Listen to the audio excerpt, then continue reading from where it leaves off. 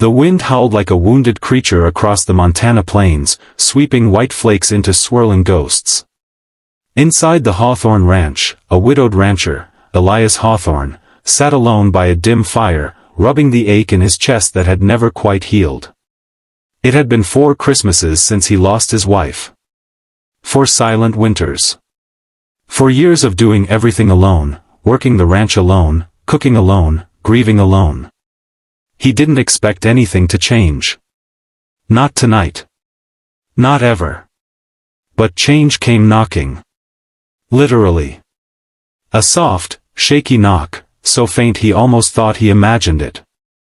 Elias stood, boots thudding across the wooden floor, and pulled open the heavy door. The wind blasted inside, along with a small figure wrapped in a torn coat 2 sizes too big. A young woman, maybe 20, maybe younger, stood trembling on his porch, snow coating her hair like frost on a fragile branch. Her eyes were wide with fear, and something else. Desperation. I am sorry to bother you, sir, she stammered, teeth chattering. But I ain't got nowhere to go. Elias stared at her. A stranger. On his porch. On Christmas Eve. Then she swallowed hard, lowered her gaze, and whispered the words that would change both their lives. But I can cook. For a long moment, Elias said nothing. He saw the way her fingers were turning purple from the cold. The way her lips trembled more from shame than winter. The way she looked like someone who had been turned away far too many times. He stepped aside. Get in here before you freeze. She hesitated, as if she expected the offer to disappear any second, then rushed inside. Her name was Lila. 18. Orphaned since she was 15. Thrown out by an uncle who drank too much and cared too little.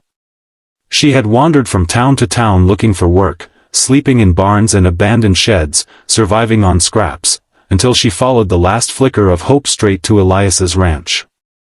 I didn't come to cause trouble, she whispered, wringing her hands. I can cook real good. And clean. And I'll work for food. You don't even gotta pay me. Elias studied her.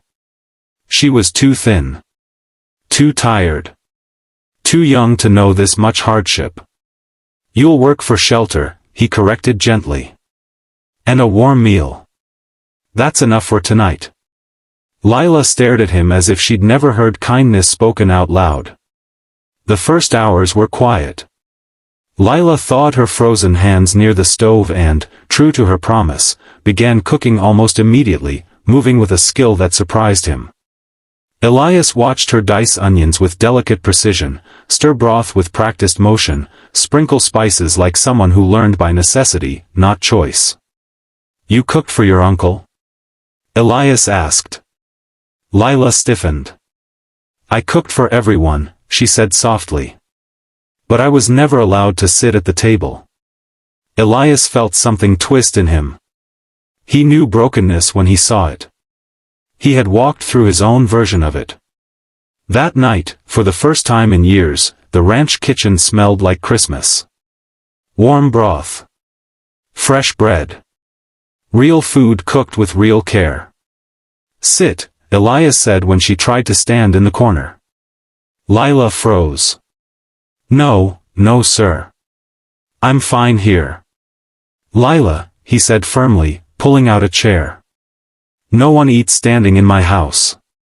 The simple act, being invited to sit, hit her harder than she expected.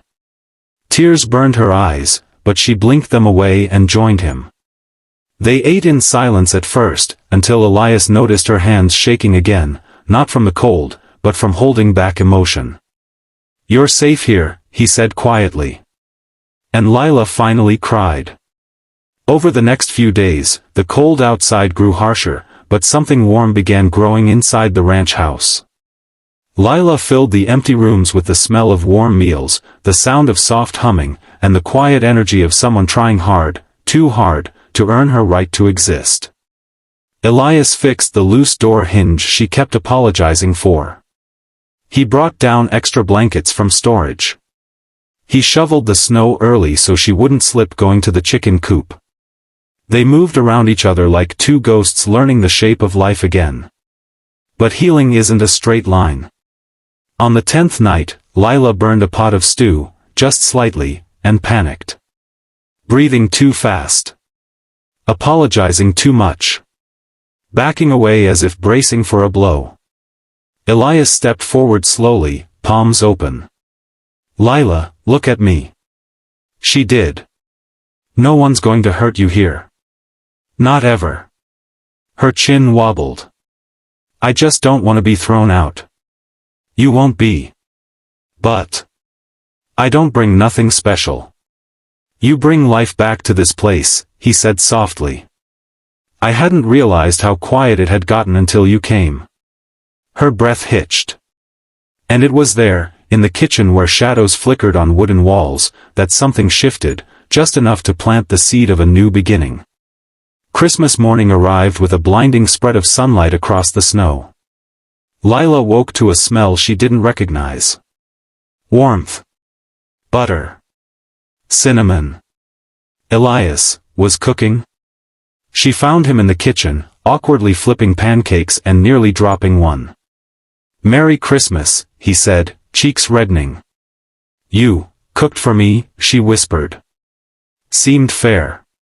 It was the first Christmas morning she had ever been given something, not demanded something, not earned something, not begged for something, but given freely.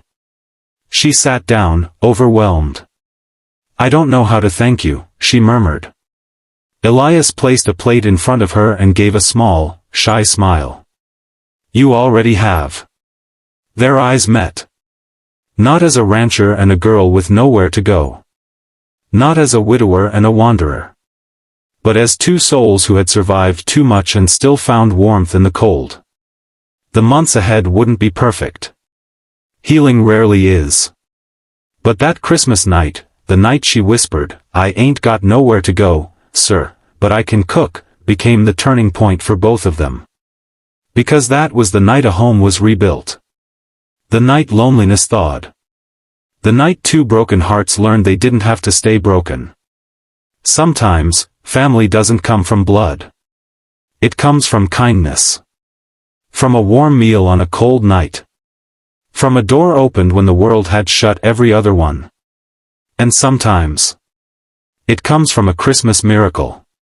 If this story touched your heart, even a little, please like this video, subscribe, and share it with someone who needs a reminder. Kindness saves lives. Hope can walk through a blizzard. And a warm home can start with just one open door.